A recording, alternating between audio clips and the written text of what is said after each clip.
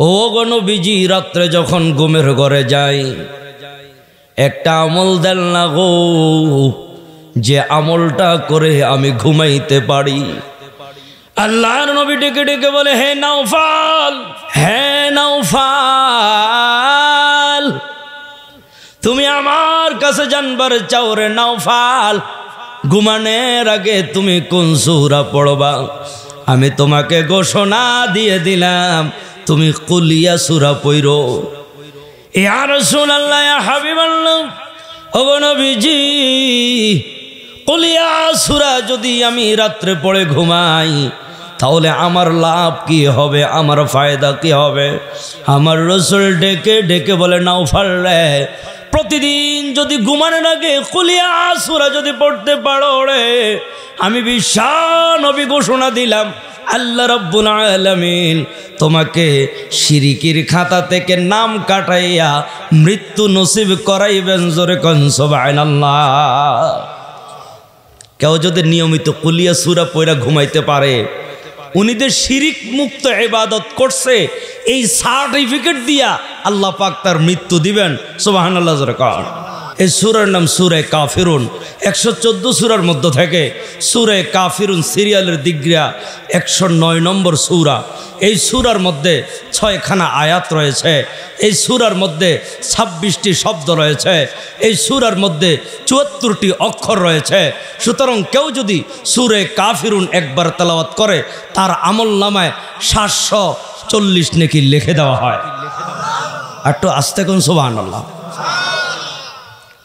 এই সূরার 2 নম্বর ফজিলত তিরমিজি শরীফের বর্ণনায় আল্লাহর পয়গম্বর রাসূল আকরাম সাল্লাল্লাহু আলাইহি ওয়াসাল্লাম বলেছেন, কেউ যদি একবার সূরা কাফিরুন পড়ে, কোরআন শরীফের 4 ভাগের 1 ভাগ পড়ার সওয়াব দেওয়া হবে।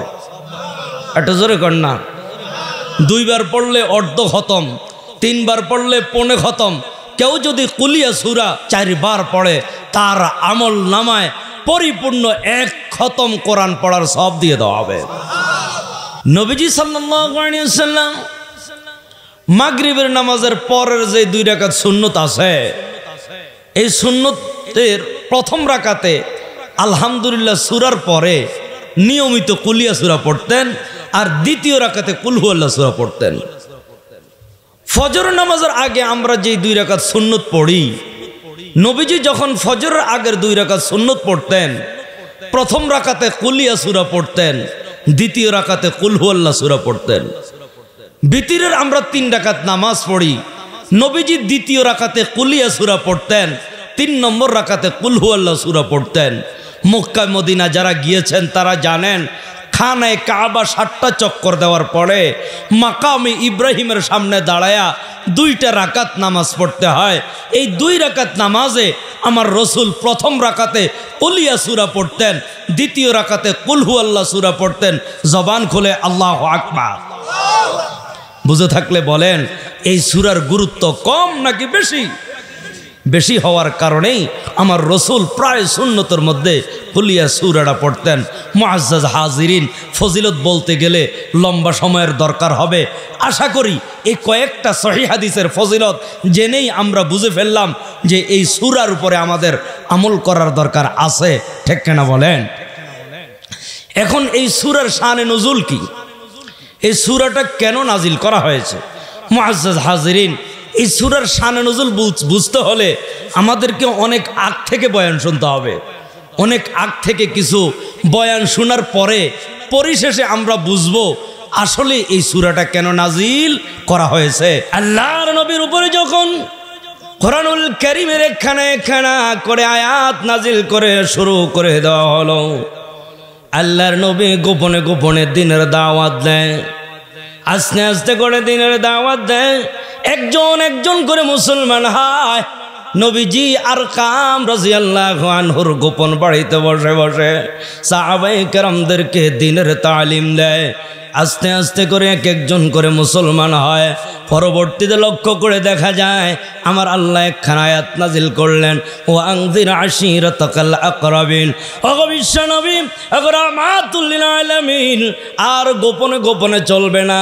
আপনার নিকটতম আত্মীয় স্বজন যারা আছে গো নবী, তাদের কাছে দ্বীনের দাওয়াত পেশ করেন। মুসলমান ভাইরা বুঝে থাকলে বলেন, এখন যে দ্বীনের দাওয়াত দেওয়া শুরু করলো, রসুলের শত্রু কমলো নাকি বাড়লো?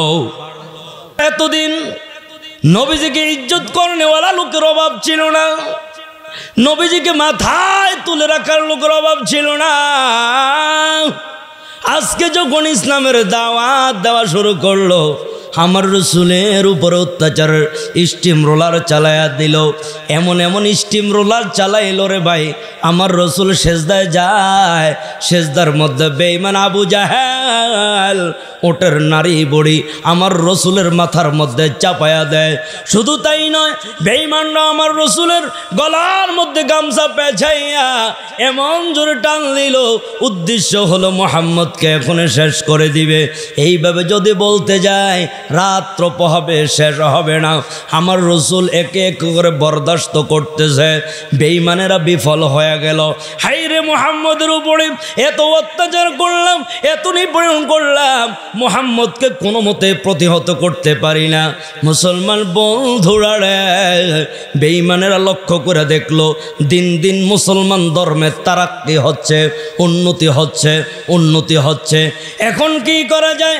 সামনে তো হজের মাস আসতেছে, হজের মাস যখন হয়ে যাবে তখন এখন তো আছে মুসলমান ধর্মের প্রচার শুধুমাত্র কুরাইশ বংশের আশেপাশে।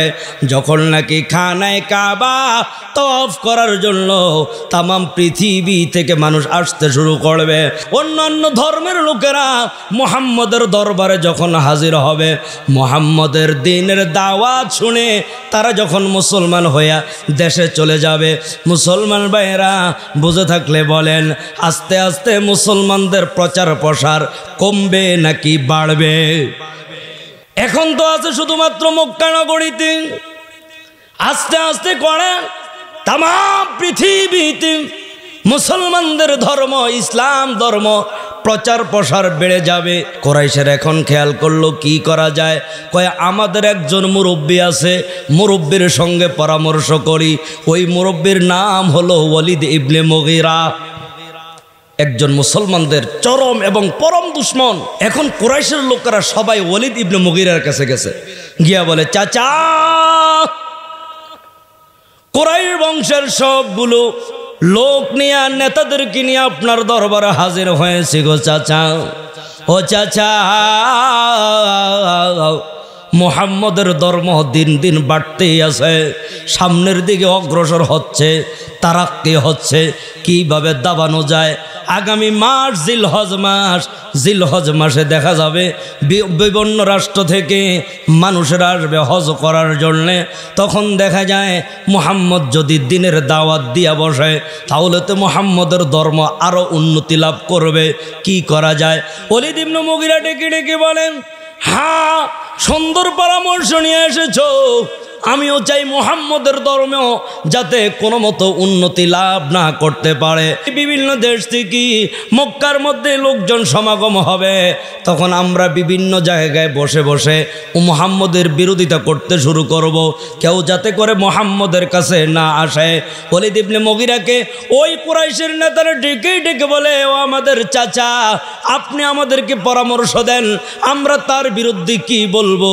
ওয়ালিদ ইবনে মুগীরা কয়, আগে তোমরা কও, তোমাদেরটা শুনি, তোমরা কি বলতে চাও? একজনে বলে ওনাকে গণক বলতে চাই, জ্যোতিষী বলতে চাই।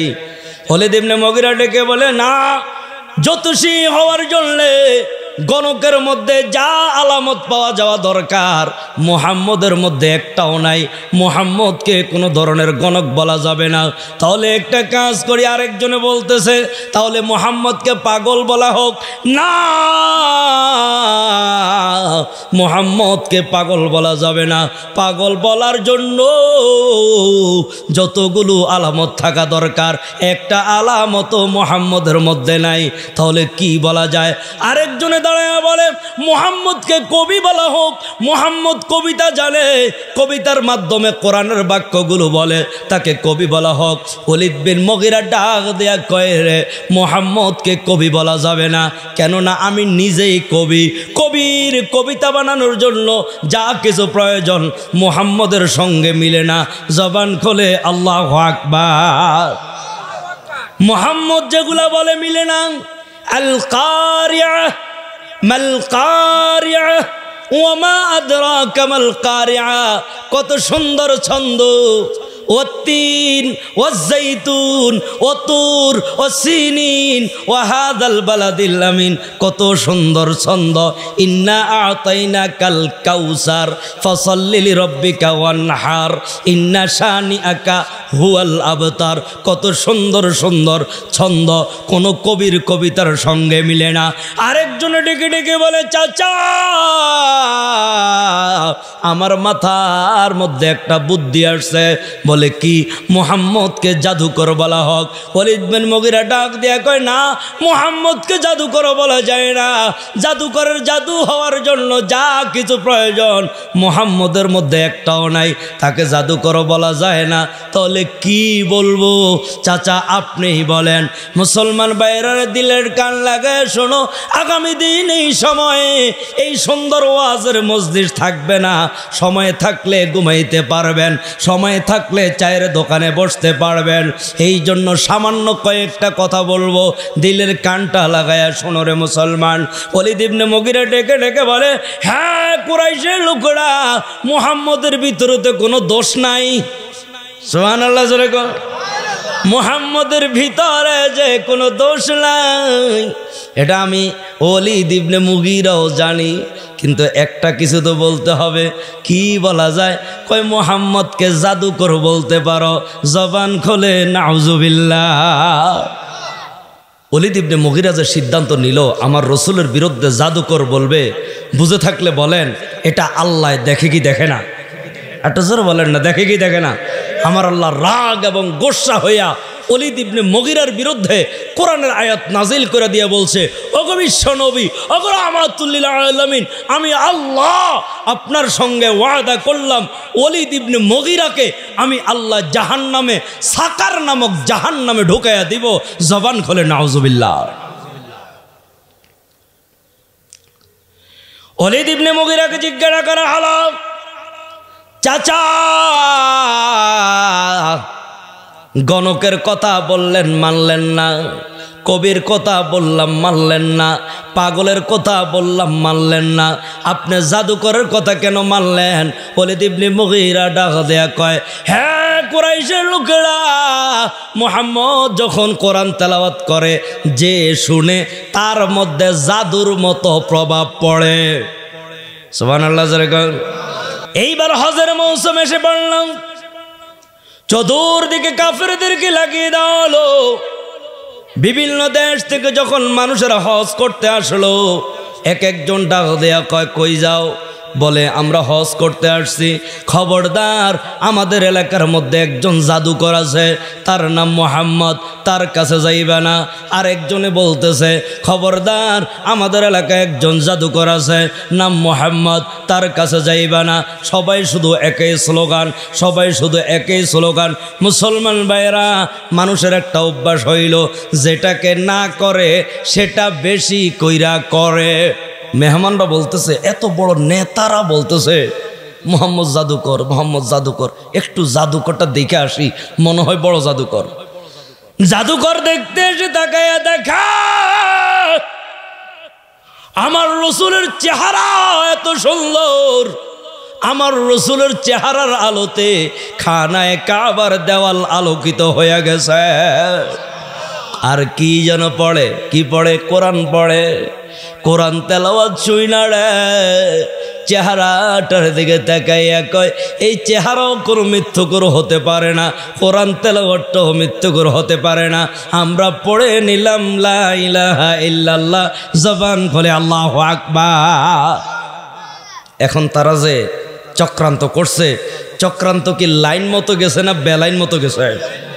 যার জন্য এত কিছু করলো উল্টা রিয়াকশন করছে। ঠিক কেনা জোরে কান ভাইয়েরা আমার, তাদের চক্রান্তের মধ্যে যখন তারা কোনো ফলপ্রসূ হতে পারল না, তারা এখন মন খারাপ করে কয়, হাইরে চেষ্টা করেছি মুহাম্মদের উপর নির্যাতন করে ইসলামকে দাবায়া রাখতে, পারলাম না। পরবর্তীতে হজের মৌসুমে চেষ্টা করেছি ইসলামকে দাবায়া রাখতে, সেটাও পারলাম না। মুসলমান ভাইয়েরা আমার, দিলটা লাগায় শোনো, এখন একটা কথা বলবো, এটা হয়তো তোমার আমার জন্য বুঝের জন্য সহজ হবে। মক্কাতে যারা গেছেন তারা জানেন, একটা পাহাড়ের নাম সাফা পাহাড়, আর একটা পাহাড়ের নাম মারোয়া পাহাড়। সাফা মারোয়া পাহাড়ের মধ্যে 7 বার চক্কর দিতে হয়, দৌড়াইতে হয়। যদি নাকি সাফা মারোয়া পাহাড় 7টা চক্কর না দেন, আপনার হজও হবে না, আপনার উমরাও হবে না। আল্লাহ নবী বিশ্ব নবী রাহমাতুল লিল আলামিন সাফা পাহাড়ের পাদদেশে বসে কি যেন ভাবতেছে। এমন সময় আবু জাহেল এই দিক দিয়া যায়, আমার রাসূলের চেহারাটার দিকে তাকাইয়া অত্যন্ত গালিগালাজ করলো, নবীজির নামে গালিগালাজ করলো। হাতের মধ্যে একটা পাথর ছিল, এই পাথরটা আমার রাসূলের কপালের মধ্যে নিক্ষেপ করলো। উচ্চ স্বরে বলেন না নাউজুবিল্লাহ। বেঈমান আবু জাহেল আমার রাসূলকে যখন গালিগালাজ করলো, যখন মাথার মধ্যে পাথর মারলো, ওই জায়গার মধ্যে কেউই ছিল না। একজন ছিল আব্দুল্লাহ ইবনে জাদানের বান্দি, দূর থেকে লক্ষ্য করে বলল, হাই রে, মুহাম্মদের মা নাই, মুহাম্মদের বাবা নাই, মুহাম্মদের দাদা আব্দুল মুত্তালিব নাই বইলা আজকে আবু জাহেল বুঝি মুহাম্মদকে গালমন্দ করলো। মুহাম্মদের মাথার মধ্যে পাথর মেরে মুহাম্মদের মাথাটা ফেটে দিল। হায় হায়, আমি একজন সাধারণ একটা বান্দি, আমার পক্ষে ক্ষমতা নাই তার প্রতিবাদ করার। মুসলমান বাইরের দিলটা লাগায় শোনো, কিছুক্ষণের মধ্যে লক্ষ্য করে দেখা যায় রাসূলের আরেকজন চাচা, ওই চাচার নাম হইল হযরত হামজা। হামজা এই দিক দিয়া যায়, আব্দুল্লাহ ইবনে জাদানের বান্দি ডাক দেয়া কয়, হামজা রে, ও হামজা, আজকে আমি যা দেখেছি যদি তুমি দেখতা তোমার রক্ত গরম হয়ে যেত। হামজা ডাক দিয়ে বলতেছে, হ্যাঁ বান্দি, কথা লম্বা করিস না, বিস্তারিত ভূমিকা বাদ দিয়া বল, তুমি কি বুঝাইবার চাও, কি বলতে চাও বলো। তোমার এতিম ভাতিজা মুহাম্মদ সাফা পাহাড়ের পাদদেশে বসেছিল, কি যেন ভাবতেছিল। তোমার আরেক ভাই নাম হলো আবুল হাকাম, যাকে আমরা আবু জাহেল বলে চিনি। এই আবু জাহেল এই রাস্তা দিয়ে যাওয়ার সময় মুহাম্মদকে গালমন্দ করলো, হাতের পাথর দিয়ে মুহাম্মদের মাথার মধ্যে মারলো, মাথাটা ফেটে গেল। মুসলমান ভাইয়েরা আমার, দিলের কান লাগায় শোনো, হামজা যখন এই কথা শুনলো, হামজা আর সহ্য করতে পারলো না, ডাক দেয়া বলে, আবু জাহেল রে, আমার বাতিজার একা পাইয়া মাথার মধ্যে পাথর মেরেছ, গালমন্দ করেছ। আমি হামজা থাকতে আমার বাতিজাকে কেউ কিছু বলবে আমি বরদাস্ত করব না। কোথায় পাওয়া যায় আবু জাহেলকে, কোথায় পাওয়া যায়? বের হয়ে গেল। হামজার একটা অভ্যাস ছিল, যখন বন জঙ্গল থেকে শিকার করতে আসতো, একটা দৌড় দিয়া খানায়ে কাবার সামনে গিয়া দাঁড়াইতো। খানায়ে কাবার কাজ শেষ করার পরে এরপরে বাড়ির দিকে রওনা হতো। যেই মাত্র খানায়ে কাবার কাছে গেল, এমনিতে লক্ষ্য করে দেখলো ওই জায়গার মধ্যে আবু জাহেল তার নেতাদেরকে নিয়ে বসা। হামজা এমনিতে ডাক দিয়ে কয়, হ্যাঁ আবু জাহেল, যদিও তুমি আমার বয়সে বড়, আমি যদিও তোমার ধর্মের লোক, আমি হামজা তোমার ধর্মের লোক, তোমার ধর্মের লোক হওয়া সত্ত্বেও আমার বাতিজাকে তুমি গালমন্দ করেছ, আমার বাতিজার মাথার মধ্যে পাথর নিক্ষেপ করে দিয়েছ। আজকে তোকে ছাড়বো না, আজকে তোকে কোনো মতে আমি ছাড়তে পারি না। হাতের মধ্যে ধনুক ছিল, ধনুকের আঘাত মাথার মধ্যে এমন জোরে করলো, মুহূর্তের মধ্যে আবু জাহেলের মাথাকে ফাটাইয়া ফেললো। জবান খুলে আল্লাহু আকবার। অন্যান্য নেতার ডাক দিয়া কয়, নেতা, আমাদের সামনে হামজা আপনার মাথা ফাটাইয়া দিল, আপনি কিছু বলেন না, অনুমতি দেন, হামজার প্রতিশোধ নিব। আবু জাহেল ডেকে ডেকে বলে, না রে, খবরদার তার মাথার মধ্যে আঘাত করবি না, তার শরীরের মধ্যে আঘাত করবি না। সত্যি আজকে তার ভাতিজাকে আমি গালমন্দ করেছি, প্রতিশোধ নিয়েছে। আর এখন যদি তোমরা হামজার শরীরের মধ্যে আঘাত করো, হামজা কিন্তু কাউকে ভয় করে না, হামজা আমাকে সহ তোদের কাউকে ছাড়বে না। ঠিক কিনা বলেন না? ছাড়বে না, এমনিতে ছেড়ে দিবে না। হামজাকে হামজার অবস্থায় চলে যেতে দাও।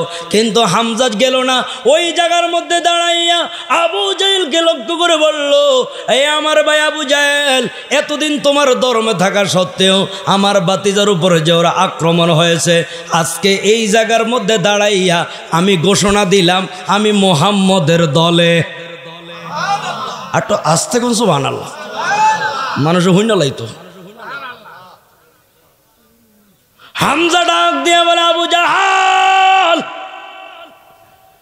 তোমার ধর্মে থাকা সত্ত্বেও যেহেতু তুমি আমার ভাতিজার শরীরের মধ্যে আঘাত করেছো, আজ থেকে সব মানুষদেরকে সাক্ষী রেখে ঘোষণা করলাম আমি আজকে থেকে মুহাম্মদের দলে। একটা জোরে কোন সুবহানাল্লাহ। আপনারা কি সুবহানাল্লাহ বলেছেন? আমার রসুলের চাচা হামজা যখন মুসলমান হয়েছে, মুসলমানের এত জোরে তাকবীর দিছে, পুরা আরব দেশের মাটির মধ্যে মনে হয় ভূমিকম্প আরম্ভ হয়ে গেছে। কারণ হামজা ছিল একজন পাহলোয়ান। হামজা যদি ইসলাম ধর্মে থাকে, ইসলামের উন্নতি কম হবে নাকি বেশি হবে? হামজা ডাক দিয়ে বলে, হ্যাঁ পৃথিবীর মানুষেরা শুনো, রাগের মাথায় তো আবু জাহেলকে বলে ফেলছে আমি আজকে থেকে মুহাম্মদের দলে। বাসার মধ্যে গেলাম, রাত্রে ঘুমাইব, ঘুম আসে না। হাইরে রাগের মাথায় তো ধর্মটা ত্যাগ করব বলে ফেলেছি। এখন ব্যাপারটা কেমন হয়ে গেল? ডাইন কাইত হয় ঘুম আসে না, বাম কাইত হয় ঘুম আসে না, উপর হইয়া শোয় ঘুম আসে না, চিত হইয়া শোয় কোনো মতোই ঘুম আসে না। পরবর্তীতে শয্যা ছেড়ে দিল, বেড ছেড়ে দিল, সোজা কাবাঘরের কাছে চলে গেল। কাবাঘরের গিলাপটা দইরা গভীর রজনীতে আল্লাহর সঙ্গে কথা বলে, ও আসমানের মালিক, মুহাম্মদের ধর্ম যদি সত্য হয় আমাকে অটল থাকার তৌফিক দাও, আমাকে স্থির থাকার তৌফিক দাও। মুহাম্মদের ধর্মটা যদি ভ্রান্ত হয়, মুহাম্মদের ধর্মটা যদি মিথ্যা হয়, তাহলে তোমার কাছে আমি ফরিয়াদ করি আমাকে এই রাস্তা থেকে বের হওয়ার রাস্তা করে দাও। আমার আল্লাহ রাব্বুল আলামিন হামজার কলবের মধ্যে ঢুকাইয়া দিল, হামজা রে, মুহাম্মদের ধর্ম ভ্রান্ত হতে পারে না। ইন্নাদ-দীনা ইনদাল্লাহিল ইসলাম, আমি আল্লাহর কাছে মুহাম্মদের ধর্মটাই একমাত্র সঠিক ধর্ম। জবান খুলে সুবহানাল্লাহ। হামজা কয় আনন্দে মুখটা ভরে গেল। কে যেন ডেকে ডেকে বলে মুহাম্মদের ধর্ম সত্য। একটা দৌড় দিয়ে বাসায় চলে গেলাম, রাত্রে ঘুমাইলাম, সরাসরি দৌড় দিয়ে সকালবেলায় নবী মুহাম্মদ সাল্লাল্লাহু আলাইহি ওয়াসাল্লামের দরবারে হাজির হয়ে গেলাম। ডাক দিয়া বললাম, মুহাম্মদ রে, যেহেতু ভাতিজা, মুহাম্মদ রে, এতদিন ছিলাম তাগুতের দলে, আজকে থেকে আমি তাওহীদের দলে। একটা জোরে বলেন না। আমার রসুল হামজা চাচা হামজার চেহারার দিকে তাকায়া রইল, দুইটা চোখের পানি ছেড়ে দিছে। ও চাচা, কেন চোখের পানি ছেড়ে দিয়েছে জানেনলি? ইসলাম ধর্মকে, ইসলাম ধর্মে আপনি কবুল হওয়ার জন্য আল্লাহর কাছে কত কান্নাকাটি করছি। আল্লাহ রে, যেই মানুষটা আমাকে এত ভালোবাসে, এত মোহাব্বত করে, মানুষটার মুসলমান বানায়া দাও। ঠিক কেনা জোরে কান। আমার আল্লাহ চাচা গো আপনাকে কবুল করে নিয়েছে, আজকের মতো আমার শান্তি আর হতে পারে না। ও চাচা, কেমন করে আপনাকে বুঝাই কতটা শান্তি আমার আত্মার মধ্যে লাগতেছে গো চাচা। মুসলমান বন্ধুরা, দিলটা লাগায়া শোনো রে মুসলমান। আমার রসুল এখন সাহাবায়ে কেরামদেরকে ডেকে ডেকে বলে, সাহাবীরা রে, টেনশন করিস না, টেনশন করিস না, আজকে থেকে আমার চাচা হামজা আমাদের দলে। জোরে কোন সুবহানাল্লাহ। এখন মজার আরেকটা খবর আছে। মাত্র 3 দিনের মাথায় হামজা যেদিন মুসলমান হয়েছে, এর 3 দিনের মাথায় আরেকজন মুসলমান হয়েছে। সুবহানাল্লাহ। মাত্র 3 দিনের মাথায় আমার রাসূল আল্লাহর কাছে দোয়া করে, আল্লাহ রে, আল্লাহুম্মা আইজ্জিল ইসলাম বিআহাদিল উমরাইন, ও আল্লাহ হয়তো ওমরে মুসলমান বানায়া দাও, নয়তোবা আবু জাহেলরে মুসলমান বানায়া দাও। এই দুইজনের একজনকে যদি মুসলমান বানাইতে পারো, দ্বীনের দাওয়াত দিতে অত্যন্ত সহজ হবে। আমার আল্লাহ রসুলের দোয়া কবুল কইরা মাত্র 3 দিনের মাথায় হযরত ওমর মুসলমান হয়ে গেছে। সুবহানাল্লাহ। বুঝে থাকলে বলেন, এখন কাফেরদের মাথা ঠিক আছে? একটা জোরে কর না। এখন ওমর কেমনে মুসলমান হয়েছে? হামজা যখন মুসলমান হয়ে গেল, বেঈমান আবু জেহেল ঘোষণা দিল যে নাকি মুহাম্মদের কল্লা কেটে আমি আবু জাহেলের সামনে হাজির করতে পারবা, তাকে 100 উট দিব। ওমর ডাক দেয়া, আবু জাহেল রে, কথা বললে তো কথা রাখো না, অমান্য করো, আসলেই দিবানি 100 উট? বলে হ্যাঁ দিব। ওমর রাদিয়াল্লাহু আনহু খাপ থেকে তলোয়ারটা বের করি সোজা চলে গেল। এমনইভাবে রসুলের মাথা আনার জন্যে রাস্তার মধ্যে একজনের সঙ্গে দেখা হয়ে গেল। জিজ্ঞাসা করল, ওমর তুমি কোথায় যাও? বলে মুহাম্মদের মাথা আনতে যাই। মুহাম্মদের মাথা আনা লাগবে না, এর আগে তোমার বগ্নি আর বোনের খবর নাও। তোমার বোনও মুসলমান হয়ে গেছে, তোমার বগ্নিপতিও মুসলমান হয়ে গেছে। ওমরের মাথা আর ঠিক নাই। রসুলের দরবারে না গিয়া আগে বোন আর বগ্নিপতির বাড়িতে গিয়ে গেটের সামনে দাঁড়াইলো। বাইর থেকে শব্দ শুনতে পাইল, কে যেন ভিতরে কোরআনুল কারীমের তেলাওয়াত করতেছে, বোন আর বগ্নিপতি শিখতেছে। যেই মাত্র ওমর রাদিয়াল্লাহু আনহু গেট লক করলো, ভিতর থেকে আওয়াজ আসলো, কে তুমি? বলে আমি খাত্তাবের পোলা ওমর, গেটটা খুলে দাও। যিনি নাকি ভিতরে কোরআন শিখাচ্ছেন ওনার নাম ছিল খাব্বাব রাদিয়াল্লাহু আনহু। উনি ডরে ভয়ে খাটের নিচে গিয়া লুকাইছে। উভয়জন সামনে আসছে, তোমরা কি করতেছিলা? তোমরা নাকি মুসলমান হয়ে গেলা। বগ্নিপতি ডাক দিয়া বলে, ওমর তোমার কাছে একটা কথা জানতে চাই, তোমরা যেই ধর্মের মধ্যে আছো, এই ধর্মের চাইতে শ্রেষ্ঠ যদি কোনো ধর্ম থাকে তাহলে কি আমরা গ্রহণ করব না? এই কথা বলতে দেরি হয়েছে। ওমর বগ্নিপতিকে তলোয়ার দিয়ে আঘাত করতে করতে রক্তাক্ত বানিয়ে ফেলছে। বোন ফাতেমা সামনে আসলো, আয়েশা বলতে, ওমর শুধুমাত্র বগ্নিপতিকে কেন মারো? বানলে হবে না, আমি তোমার বোন খাত্তাবের মেয়ে ফাতেমা তো মুসলমান হয়ে গেছি। এই কথা বলতে দেরি হয়েছে। বোনের কানের দিক দিয়ে একটা আঘাত করলো, আঘাত করতে দেরি হয়েছে, রক্ত বের হয়ে গেছে। বোনের শরীর থেকে রক্ত বের হইলে আপন ভাইয়েরা কখনো সহ্য করতে পারে না, ঠিক কিনা জোরে কান? এমনইভাবে ফাতেমার কানের দিক দিয়ে যখন রক্ত বের হয়ে গেল, ফাতেমা ডাক দিয়ে বলে, ওমর মেরে ফেলতে পারো রে, যে ধর্ম গ্রহণ করেছে আমি ওয়াদা দিলাম এই ধর্ম থেকে এক বিন্দু পিছু হটবো না। জবান খুলে আল্লাহু আকবার। ওমরের সুর এবার নরম হয়েছে। ডাক দিয়া কো, বোন আমি এখানে ঢুকার আগে শুনছি তেলাওয়াত শোনা যাইতেছে। কি শুনছিলা কও? খাব্বাব যিনি ভিতরে গিয়ে লুকাইছে, সুর যে একটু নরম হয়েছে, স্বর যে একটু নরম হয়েছে, বুঝা গেছে আল্লাহ হেদায়েত দিছে। সুবহানাল্লাহ জোরে খান। উনি খাটের নিচ থেকে বাইর হয়ে কয়, ওমর এতক্ষণ আমি কোরআন শুনেছিলাম। সুবহানাল্লাহ জোরে খান। হ্যাঁ ওমর, তবে একটা সুসংবাদ তোমাকে দিবার চাই। কি সুসংবাদ দিবার চাও? গত রাত্রি আমি দারে আরকামের বাড়িতে রসুলকে আল্লাহর কাছে মুনাজাত দিতে দেখেছি। রসুল বলছে আল্লাহ যেন তোমাকে কবুল করে অথবা আবু জাহেলকে কবুল করে। আমার মনটা সাক্ষী দেয় রে, রসুলের দোয়া তোমার পক্ষে কবুল হয়ে গেছে। এমনইভাবে ওমর ডাক দিয়ে বলে, হ্যাঁ খাব্বাব একটু কোরআন তেলাওয়াত আমাকে শোনাও।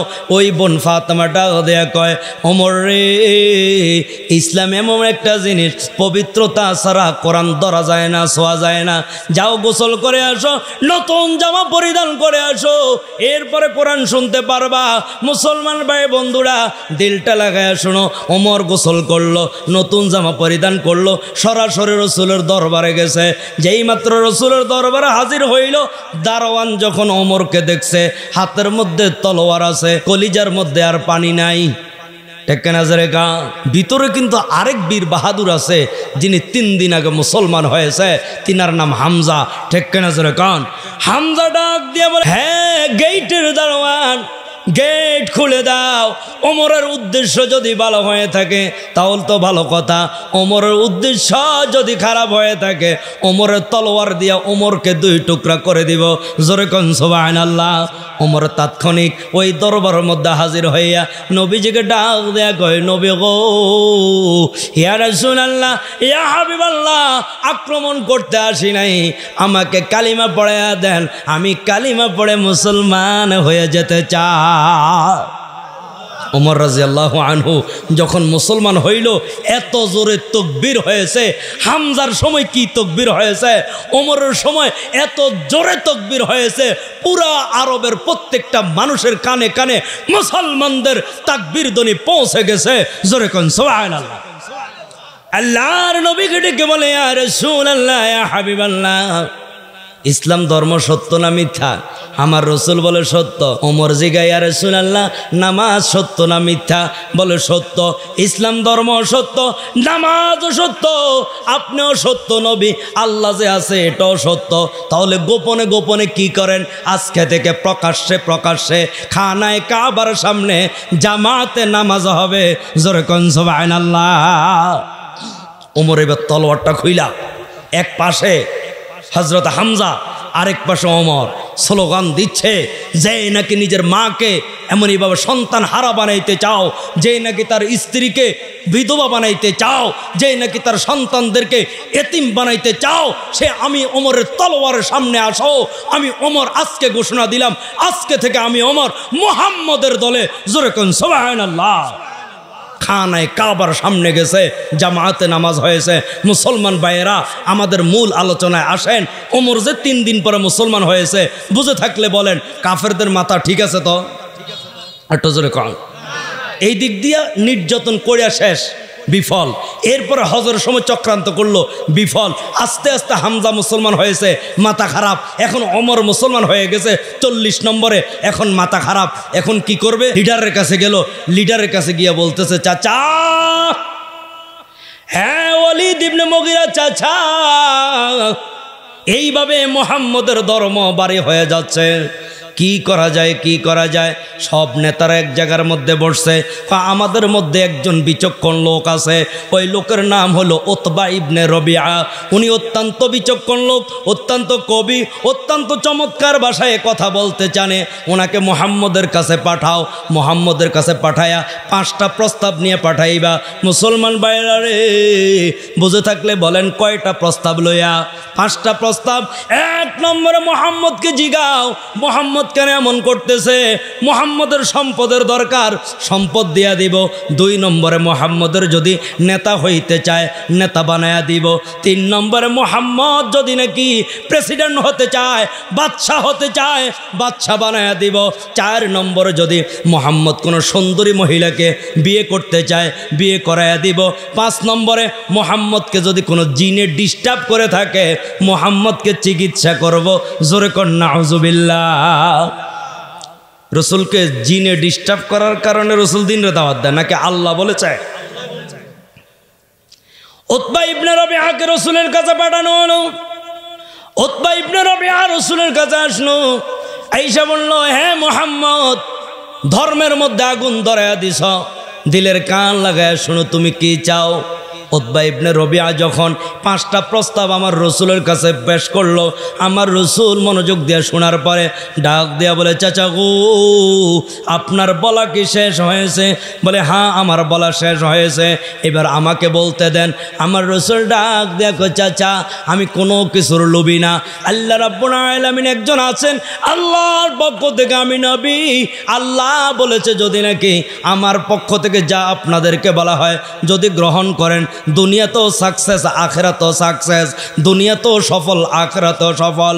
যদি নাকি আপনি আমাদের কথা না, আমার কথা না মানেন, আপনারা যদি আমার কথাকে গ্রহণ না করেন, আল্লাহ বলছে আমাকে ধৈর্য ধারণ করার জন্য হঠাৎ করে এমন ঘোষণাও আসতে পারে, আপনাদের বিরুদ্ধে জিহাদ হতে পারে।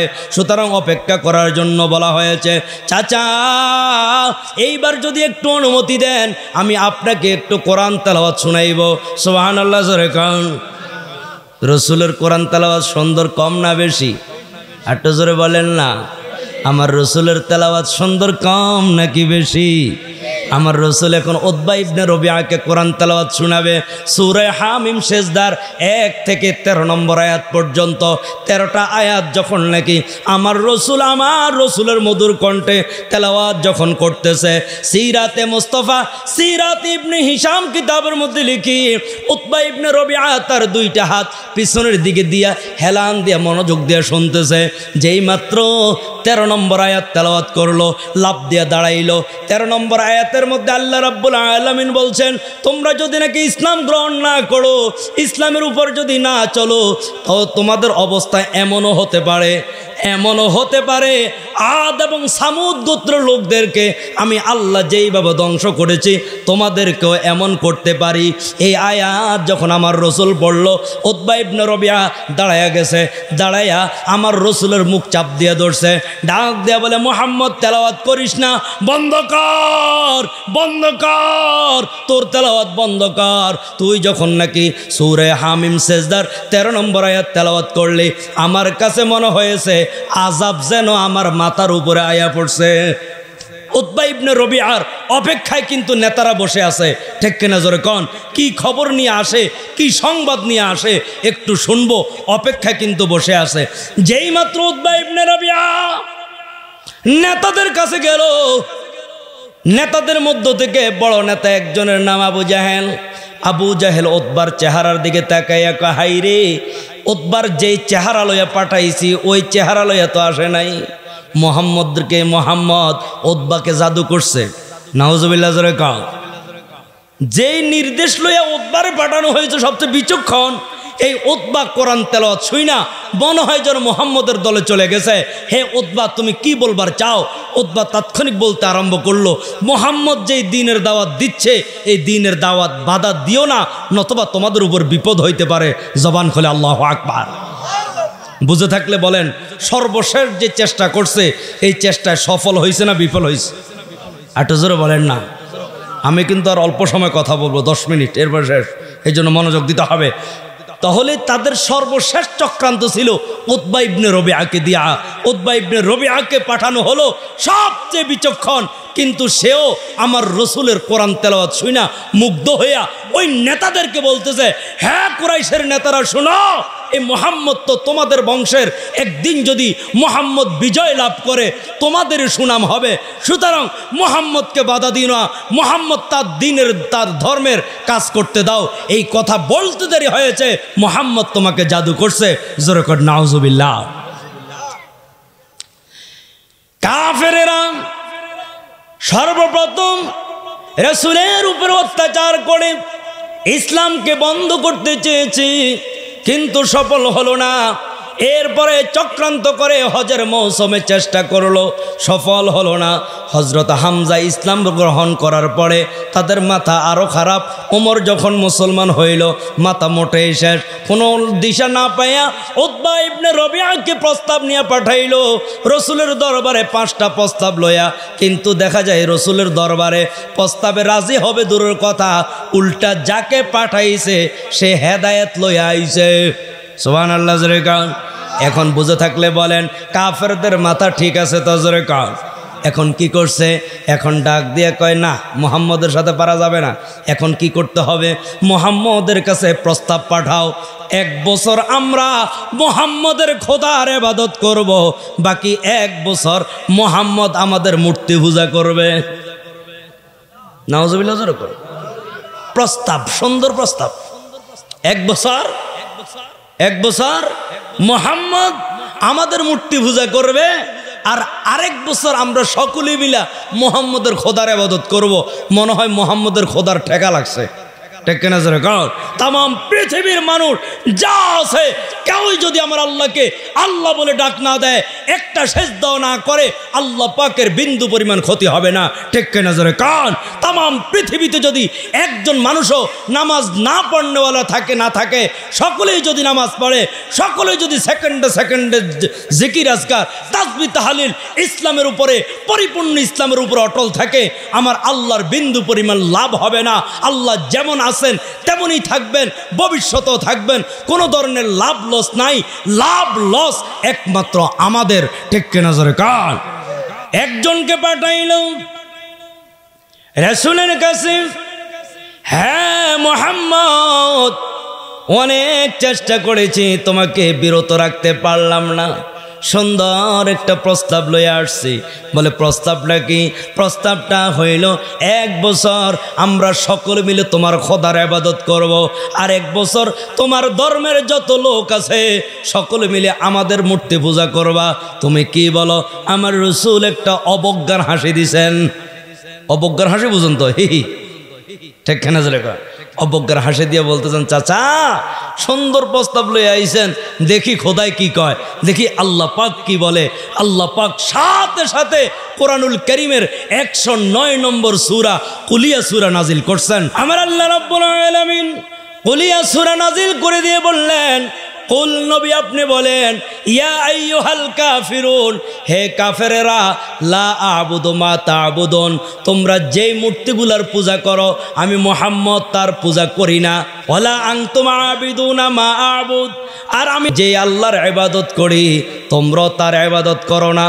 ওয়ালা আনা আ'বিদুম মা আ'বাদতুম, আর তোমরা যেই মূর্তি পূজা করো আমি মুহাম্মদ ভবিষ্যতেও তার পূজা করব না। ওয়ালা আনতুম আ'বিদুনা মা আ'বুদ, আর আমি যেই খোদার ইবাদত করি তোমরাও ভবিষ্যতেও সেই খোদার ইবাদত করবে না। লাকুম দীনুকুম ওয়ালিয়া দিন, তোমাদের ধর্ম তোমাদের জন্য, আমার ধর্ম আমার জন্য। ঠিক কিনা জোরে কার?